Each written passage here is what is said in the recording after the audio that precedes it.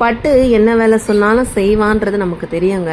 ஆனால் அவனோட smell sense எப்படி இருக்குன்னு பார்க்கலாம் அப்படிங்கிறதுக்காக இன்றைக்கி அவனோட லீஷ் எடுத்து நாங்கள் ஒலிக்கி வச்சிட்டோம். கண்டுபிடிக்கிறானா இல்லையான்னு பார்த்தேன். பைபிள் அதுலேயும் பாஸ் ஆகிட்டான். சூப்பராக கண்டுபிடிச்சான். இதை நான் நாளைக்கு லாங் வீடியோவாக போஸ்ட் பண்ணுறேன். அப்போ தான் உங்களுக்கு தெரியும். அவனோட லீஸ் எடுத்து பாப்பா ஒலிக்கி வச்சுட்டா. நான் அவனை கண்ணு மூடிட்டேன். இந்த ஃபஸ்ட்டில் அவன் எப்படி கண்டுபிடிச்சிட்டான் அப்படின்னு பார்த்தீங்கன்னா, இந்த பாக்ஸுக்கு கீழே ஒரு வீல் இருக்கும். அந்த வீலை நகர்த்தும் போது அதுலேருந்து வர சத்தத்தை வச்சு கண்டுபிடிச்சி கரெக்டாக போயிட்டு பாக்ஸுக்கு பின்னாடி தான் ஒலிக்கி வச்சுருக்காங்கன்னு எடுத்துகிட்டு வந்துட்டான். இப்படி கண்டுபிடிக்கிறதுக்கு கூட ஒரு சென்ஸ் வேணும்.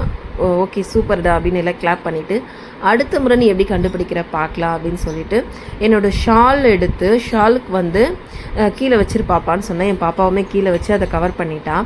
இப்போ போய் கண்டுபிடுறா பார்க்கலாம் அப்படின்னு சொன்னேன். அவன் பார்த்தீங்கன்னா நேராக போய் நாங்கள் எங்கெங்கெல்லாம் வைப்போமோ அந்த இடத்தெல்லாம் ஃபஸ்ட்டு கண்டுபிடிச்சான். உடனே அவன் ஸ்மெல் பண்ணலை. எங்கெங்கே வைப்போமோ அங்கங்கெல்லாம் இருக்கான்னு பார்த்தான். அங்கங்கெல்லாம் இல்லை அப்படின்ற பட்சத்தில் அவனுடைய அந்த ஆயுதம் ஸ்மெல்லை பயன்படுத்த ஆரம்பிச்சிட்டான். பட்டு பார்த்திங்கன்னா நம்ம சொல்கிற விஷயத்த ஃபஸ்ட்டு உன்னிப்பாக கவனிப்பான். அப்புறமா தான் அதை செய்யலாமா வேண்டாமா என்ன செய்யணுங்கிறத ஒரு 5 நிமிஷம் யோசிச்சுட்டு தான் செய்வான். ஏன் இவ்வளோ லாங்காக வீடியோ போஸ்ட் பண்ணியிருக்கீங்க அப்படின்னு கேட்பீங்க. நாங்கள் கட் பண்ணி தேவையான விஷயத்த மட்டும் போட்டோன்னா எடிட்டிங் அப்படின்னு சொல்கிறீங்க. அதனால தான் இவ்வளோ லாங்காக போட்டிருக்கேன். கண்டுபிடிச்சிட்டான். ரொம்ப அவனுக்கே வெரி குட் அப்படின்னு சொல்லிட்டு ரொம்ப ஹாப்பி ஆகிடுவான். அதை எடுத்துகிட்டு என்கிட்ட அவ்வளோ ஹாப்பியாக ஓடி வந்தான். வீடியோ எப்படி இருந்தது, உங்கள் வீட்டில் இருக்க பெட்ஸ் இப்படி செய்வாங்களா அப்படிங்கிறத மறக்காமல் கமெண்ட்